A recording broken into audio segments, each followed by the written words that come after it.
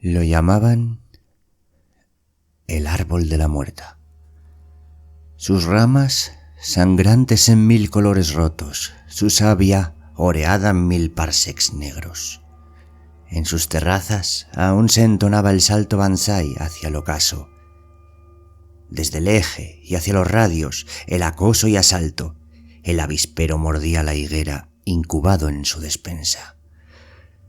Mas veo también a aquellos, los que marchan, y me entrevisto con su raza. «¡Salud, navegante!», bisbisean en su retirada. Ninguno se vuelve a mirarme.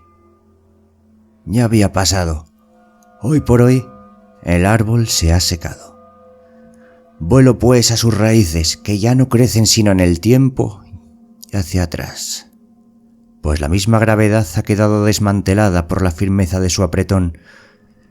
La nebulosa es la sesera abierta de su soñador. Yggdrasil partió la tierra liberando a los gigantes.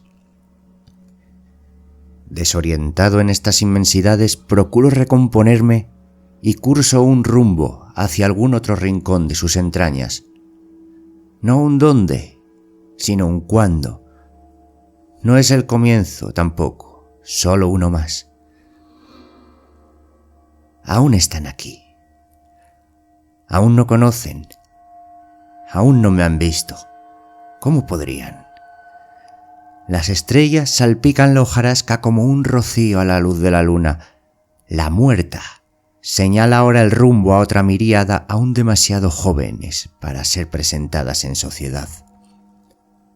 Recatadas bajo un arrebolado hijab de vapor de hidrógeno, sus carrillos experimentan pequeños rubores mientras se dobla la curva de su secuencia principal, mientras barren millas atropando y vampirizando sus placentas frías. El árbol parece más un médano, un usufructo. Su silicio tampoco se corresponde con ningún bancal de arena, sino acaso una tempura. No había desechos, solo remesas. Los altos hornos intercambiaban historias, otros había que las ingerían. Las estrellas más tiernas rellenaban los huecos. Una neurosis pictórica de plasma y ambrosía coaguladas, una inspiración que verdaderamente involucraba el aliento, como si la mente intuyera desde el fondo de alguna memoria acásica su propio origen gaseoso. Pues era a través de la mirada no como se discutían, sino como se respiraban aquellos colores catalépticos. ¿Qué demiurgos se habrían solazado en estos campos? Para mí, muy pronto quedarían vedados. Despierta mi atención especialmente cierta efervescencia contenida. No contenida, expuesta. En semejante prolapso coronal, un agreste convite de atlantes azules levitando como libélulas en sincrético aleteo. La distancia angular entre cada una nunca era inferior a la existente entre Próxima y Sol. Mas, atrapado entre sus vuelos, incluso allá podía reconocerse un convulso gregarismo de mundos, alicatándose con los ebos, nudo sobre nudo. Pocos levantaron la voz hasta asegurarse, escurridizos al catalejo enemigo. Otros fueron menos cautos. Rappel mai amecche, sabiemi. Poder de Dios, ¿por qué estoy en esta profundidad? Así solía empezar la conquista. Cuando ocurría solo podía inferirse del esquema. Pequeños eslabones de la nebulosa cambiaban sin más, restañando alguna clase de turbulencia espontánea.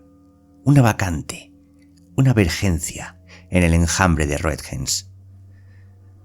Ayer extraían glucosa, hoy uranio.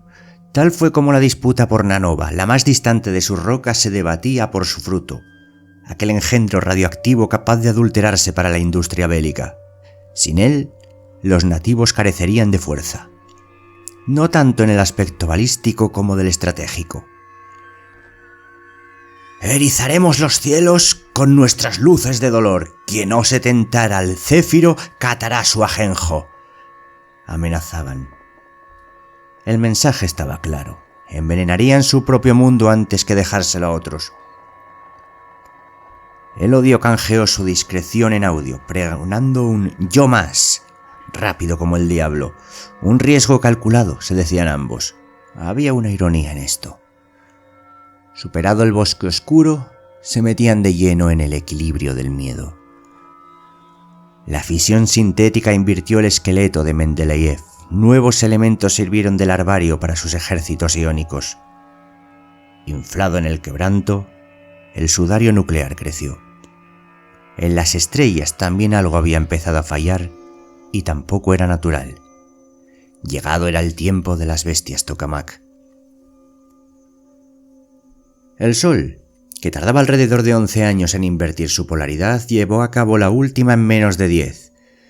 Asimismo, la temperatura superficial creció, pero lo más insólito fue quizá el dibujo de aquella ogresa solar. Una mancha, sencillamente, aunque mal parecida. La impiedad de aquella mácula suscitó la desconfianza de muchos y enseguida se alzaron las acusaciones entre un bando y otro. El tufillo de la vendetta trufaba ambos mundos, una tragedia de consenso. Más les hubiera valido discutir también aquello. En justicia, solo una civilización de tipo 2 hubiera sido capaz de hacerlo. Y eso incriminaba a los forasteros, pero resultaba contradictorio, ya que iría en detrimento de su producción de energía. Algo de lo que no podían responder los nanovanos, ya que ellos siempre podían servirse de otros medios. Otra idea peligrosa era la de si los propios nativos habían logrado ese ascenso en la escala de Kardashev, saboteando per bien aquel caudal de luz imprescindible para su enemigo.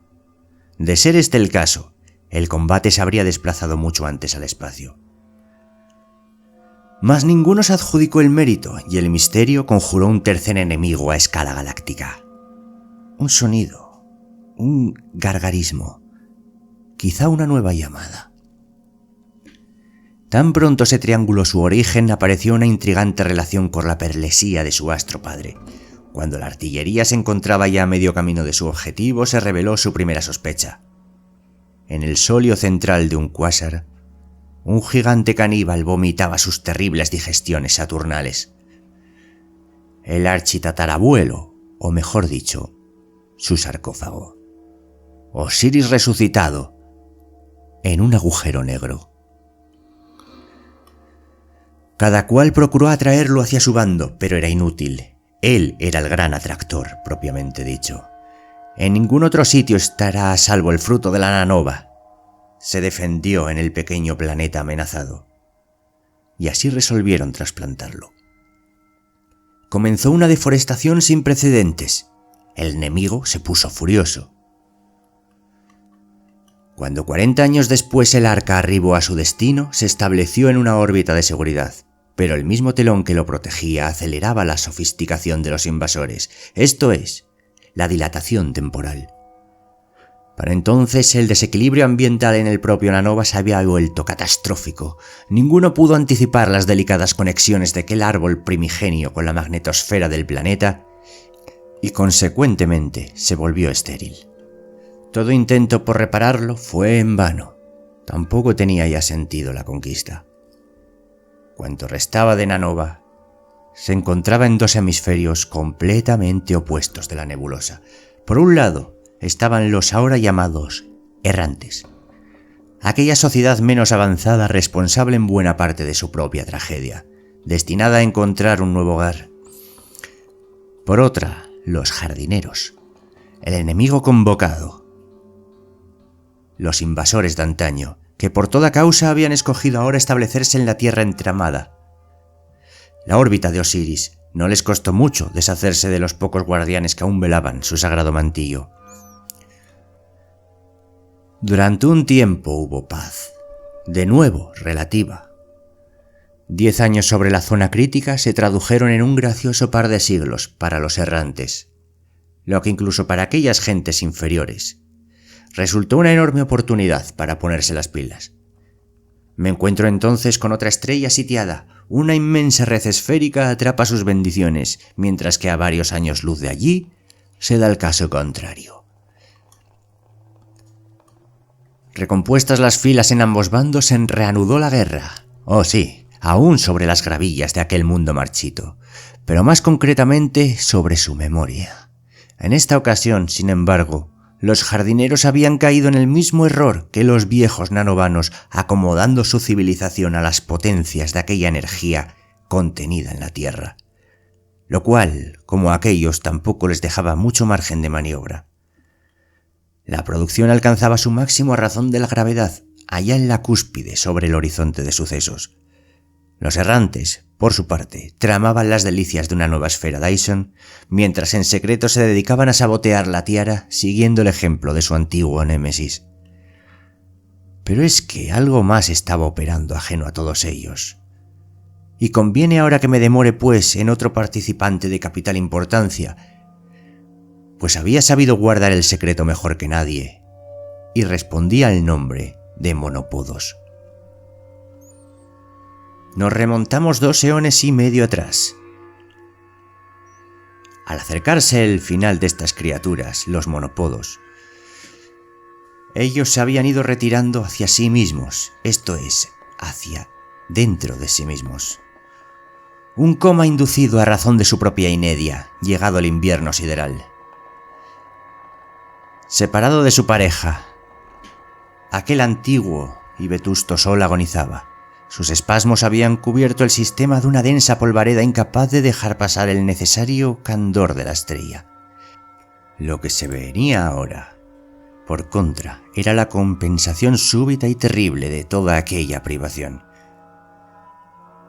De su naturaleza vegetal pasaron, tras la explosión, a una ucronía, una metempsicosis, un fósil viviente.